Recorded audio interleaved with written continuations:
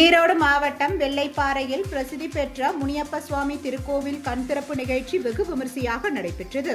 300 ஆண்டுகள் பழமை வாய்ந்த இக்கோவிலில் உள்ள முனியப்ப சுவாமி, கன்னிமார் கருப்பசுவாமி மற்றும் உதிரமுனி சுவாமிகளின் திருவுருவ சிலைகள் சமீபத்தில் புதுப்பிக்கப்பட்டதை தொடர்ந்து இன்று சுவாமிகளின் கண் திறப்பு நிகழ்ச்சி நடைபெற்றது.